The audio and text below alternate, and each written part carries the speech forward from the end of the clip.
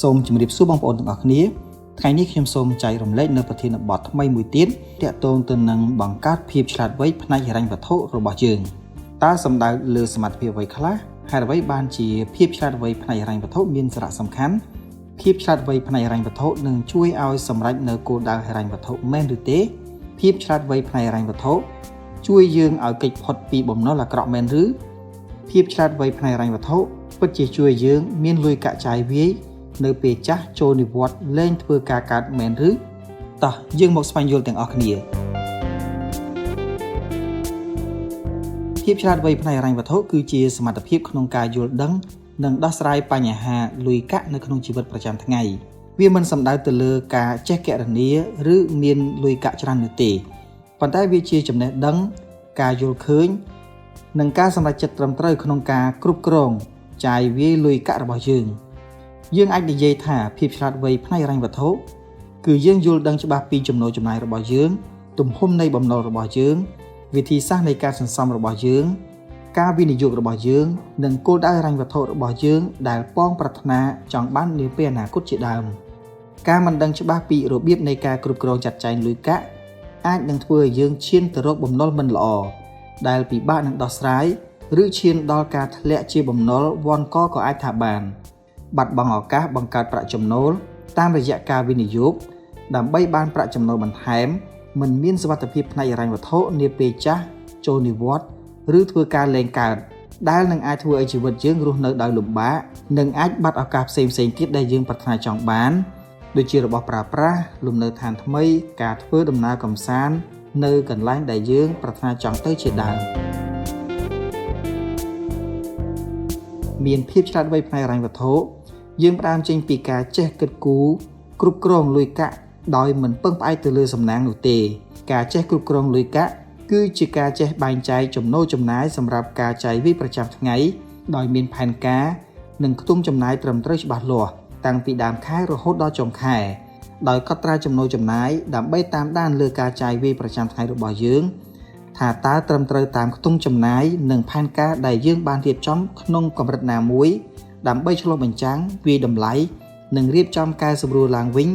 ឲ្យការចាយវាយរបស់យើងកាន់តែមានភាពត្រឹមត្រូវពីមួយខែទៅមួយខែដោយយើងត្រូវចេះប្រមាណពីចំណូលរបស់យើងហើយលៃលកឲ្យបានគ្រប់គ្រាន់ពីមួយខែទៅមួយខែដោយគ្រប់នឹងគ្រាន់សម្រាប់តែដើមខែនោះទេហើយចុងខែតែលតោលហេលហាលលេះឡាស់ធ្វើឲ្យវេទនាស្ទើរដាច់ខ្យល់ដើម្បីកុំឲ្យដាច់លុយមុនដាច់ខែយើងត្រូវគិតពិចារណាទៅលើខ្ទង់ចំណាយរបស់យើងថាការចំណាយណាដែលជាចំណាយចាំបាច់ដូចជាសម្រាប់ម្ហូបអាហារសម្លៀកបំពាក់សមរម្យទីជម្រកជាផ្ទះឬជាបន្ទប់ជួលថ្នាំសង្កូវការចាក់សាំងនិងជួសជុលឡានម៉ូតូជាដើមឬជាគ្រឿងនិងសម្ភារៈផ្ទះបាយការសិក្សាលាក់និងលាក់ចំណាយណាដែលជាចំណាយមិនចាំបាច់ដូចជារបស់ប្រើប្រាស់ទំនើបលុយឆាយការទិញទូរស័ព្ទថ្មីកុំព្យូទ័រថ្មីម៉ូតូថ្មីឬឡានថ្មីជាដើមដែលទាំងអស់នេះយើងអាចកំណត់ថាមិនចាំបាច់នោះទេសម្រាប់កម្រិតជីវភាពនៅខ្វះមុខខ្វះក្រោយលើកលែងតែគេអ្នកមានស្រាប់ដែលចំណាយទៅលើសម្ភារៈនិយមទាំងអស់នោះប្រសិនបើយើងនៅតែពិបាកបែងចែកថារបស់ដែលយើងចង់បាននោះពិតជាចាំបាច់មែនឬគ្រាន់តែជាចំណង់ដែលយើងចង់បានតែប៉ុណ្ណោះចូលយើងពិចារណាថាប្រសិនបើរបស់យើងទិញទាំងនោះតើអាចជួយស្វែងរកចំណូលបន្ថែមដល់យើងបានឬទេឬគ្រាន់តែដើម្បីផ្គប់ចិត្តខ្លួនឯងដើម្បីគ្រាន់តែចង់អួតអ្នកដទៃឬយ៉ាងណាការចេះគ្រប់គ្រងលុយកាក់នេះក៏យើងត្រូវគិតអំពីការចំណាយណាដែលយើងអាចលើកទៅចាយនៅពេលក្រោយសិនបានក៏យើងគួរពិចារណាកុំចាយលុយភ្លាមនោះដែរព្រោះការពន្យាពេលចាយនេះក៏មិនធ្វើឲ្យប៉ះពាល់ឬខាតបង់អ្វីដល់យើងឡើយចំណុចមួយទៀតនៃភាពឆ្លាតវៃផ្នែកហិរញ្ញវត្ថុគឺយើងត្រូវគិតគូរអំពីការសន្សំដោយមានគោលដៅនិងផែនការច្បាស់លាស់កុំចាំតតែមានលុយទើបចាប់ផ្ដើមសន្សំគឺពិតជាពិបាកទៅរួចមែនទែនដែលនិយាយថាចាំពេលមានលុយចាំសន្សំលុយនឹងមនុស្សនៅប៉ុណ្ណាចាយអស់ប៉ុណ្ណឹងបើយើងមិនកំណត់ផែនការសន្សំមុនទេគឺมันអាចសល់សម្រាប់ការសន្សំនោះទេជាពិសេសឈប់គិតទៅលុយចាយមិនគ្រប់ផងមានលុយឯណាសម្រាប់សន្សំតែយើងត្រូវគិតផ្ទុយមកវិញថាការសន្សំ ជាការបង្កើតឲ្យយើងមានទម្លាប់ល្អមានវិន័យហិរញ្ញវត្ថុនិងឲ្យតម្លៃលើលុយកាក់ដែលជាញើសឈាមរបស់យើងខំរកបានទាំងលំបាកជារៀងរាល់ថ្ងៃកុំចាំទាល់តែមានលុយទើបចាប់ផ្ដើមសន្សំកុំដល់ពេលជួបវិបត្តិទើបចាប់ផ្ដើមសន្សំពីថ្ងៃនេះតទៅបន្តិចម្ដងឲ្យក្លាយជាទម្លាប់ហើយមានផែនការច្បាស់លាស់និងចុងក្រោយសន្សំឲ្យមានប្រសិទ្ធភាពដើម្បីសន្សំលុយឲ្យមានប្រសិទ្ធភាពយើងត្រូវមានគោលដៅសម្រាប់សន្សំថាតើយើងសន្សំនៅក្នុងគោលដៅអ្វីរយៈពេលប៉ុន្មានសន្សំឲ្យបានលុយចំនួនប៉ុន្មានលក្ខណៈការសន្សំយើងអាចបែងចែកជា2គឺការសន្សំសម្រាប់គោលដៅរយៈពេលខ្លីក្រោម1ឆ្នាំនិងគោលដៅសន្សំរយៈពេលវែងចាប់ពី1ឆ្នាំឡើងទៅគោលដៅនៃការសន្សំនេះដើម្បីបានលុយជាកញ្ចប់សម្រាប់យកទៅប្រើប្រាស់តាមបំណងប្រាថ្នារបស់យើងបានកំណត់ការសន្សំដោយមានគោលដៅគឺជាកត្តាជំរុញលើកទឹកចិត្តយើងឲ្យសន្សំឲ្យបានទៀងទាត់ដោយចាប់ផ្ដើមពីបន្តិចម្ដងឬសន្សំតាមក្បួនដោយដកយកចំនួន5ឬ 10% នៃប្រាក់ចំណូលរបស់យើងដើម្បីដាក់សន្សំជារៀងរាល់ខែវិធីដែលយើងអាចសន្សំបានដោយមានប្រសិទ្ធភាពគឺអាចជ្រើសរើសគម្រោងសន្សំណាមួយជាមួយនឹងគ្រឹះស្ថានហិរញ្ញវត្ថុដែលស្របច្បាប់ការសន្សំបែបនេះមានភាពច្បាស់លាស់និងមានសុវត្ថិភាពខ្ពស់ហើយទទួលបានអត្រាការប្រាក់ថែមទៀតផងបើទោះជាមិនច្រើនតែជាលុយកាក់បន្ថែមដែលបានពីការសន្សំរបស់យើងផងដែរភាពឆ្លាតវៃផ្នែកហិរញ្ញវត្ថុក៏យើងនិយាយអំពីបំណុលផងដែរយើងត្រូវជៀសវាងបំណុលដែលមិនចាំបាច់ការបង្កើនបំណុលដែលមិនចាំបាច់គឺជាការបង្កើតឲ្យមានសម្ពាធផ្លូវចិត្តបន្ថែមខ្ចីបុលកាន់តែច្រើនសម្ពាធផ្លូវចិត្តក៏កាន់តែច្រើនដែរនិយាយដូច្នេះមិនមែនគ្រប់បំណុលទាំងអស់សុទ្ធតែអាក្រក់នោះទេបើយើងខ្ចីបំណុលយកទៅប្រើប្រាស់ឲ្យចំគោលដៅខ្ចីយកទៅប្រើប្រាស់សម្រាប់ការពង្រីកអាជីវកម្មឬខ្ចីពីគ្រឹះស្ថានហិរញ្ញវត្ថុដែលមានអត្រាការប្រាក់ទាប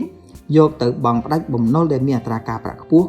នោះគឺជាការឆ្លៀសវៃលើការប្រើប្រាស់បំណុលទៅវិញនោះទេប៉ុន្តែបើយើងខ្ចីបុលដើម្បីយកទៅប្រើប្រាស់ខុសគោលដៅដោយខ្ចីដើម្បីទិញសម្លៀកបំពាក់ថ្មីទូរស័ព្ទថ្មីគ្រឿងអលង្ការឬរថយន្តប្រណិតលើសកម្រិតមធ្យមនិងទិញអីវ៉ាន់ដែលមានតម្លៃថ្លៃខណៈដែលរបស់ទាំងអស់នោះសុទ្ធតែជារបស់មិនចាំបាច់និងមិនបង្កើតចំណូលបន្ថែមដល់យើងហើយវានឹងធ្វើឲ្យស្ថានភាពហិរញ្ញវត្ថុរបស់យើងកាន់តែអាក្រក់ដែលនាំឲ្យមានការខាតបង់កាន់តែច្រើននិងនៅដោយខ្វះមុខខ្វះក្រោយកាន់តែច្រើនថែមទៀត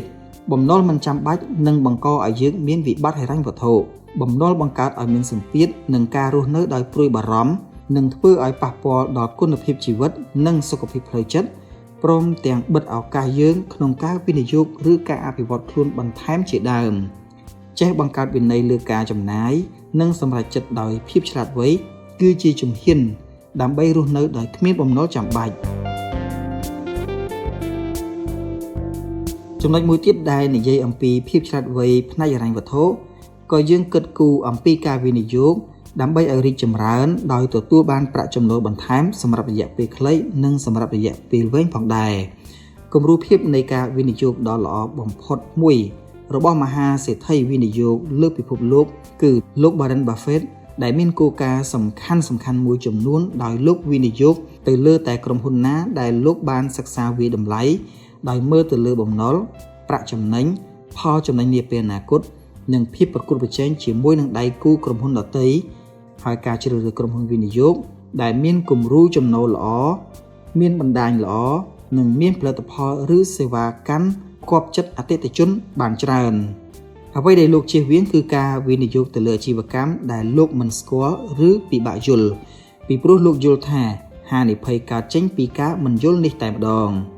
ការវិនិយោគរបស់លោកគឺផ្ដោតទៅលើផលចំណេញរយៈពេលយូរមិនមែនវិនិយោគដើម្បីលក់ឆាប់រហ័សតែជាការរកផលចំណេញពីការរីកចម្រើនរយៈពេលវែងនៃក្រុមហ៊ុន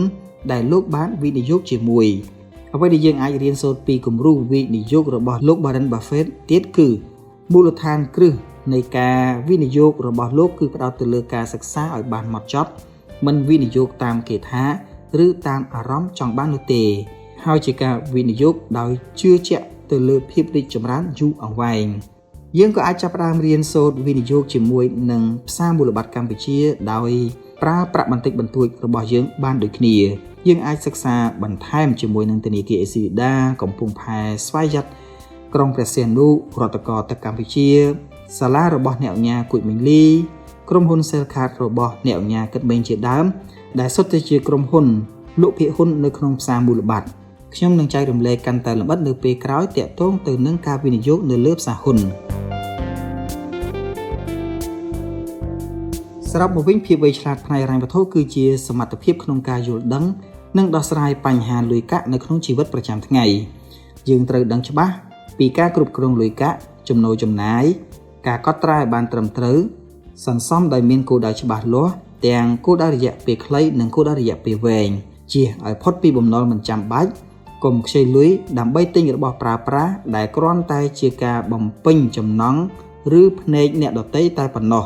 គេមិនត្រេកអរជាមួយនឹងអ្វីដែលយើងមាននោះទេនិងចុងក្រោយមានគំនិតវិនិយោគដោយច្បាស់លាស់ដោយឆ្លាតវៃនិងត្រូវពេលវេលាយល់ដឹងពីហានិភ័យនិងរងចាំផលចំណេញរយៈពេលវែងដោយភាពអត់ធ្មត់និងប្រាកដនិយមកុំឲ្យលុយគ្រប់គ្រងយើងតែយើងជាអ្នកគ្រប់គ្រងលុយប្រើប្រាស់លុយដោយភាពវៃឆ្លាតនឹងនាំឲ្យជីវិតយើងកាន់តែល្អប្រសើរនៅថ្ងៃអនាគតសូមអរគុណសម្រាប់ការស្ដាប់វីដេអូ podcast មួយនេះប្រសិនបើបងប្អូនមានអ្វីចែករំលែកលើប្រធានបទនេះឬមានមតិកែលម្អសូម comment នៅខាងក្រោមវីដេអូនេះជួបគ្នានៅក្នុងវីដេអូបន្ទាប់សូមអរគុណ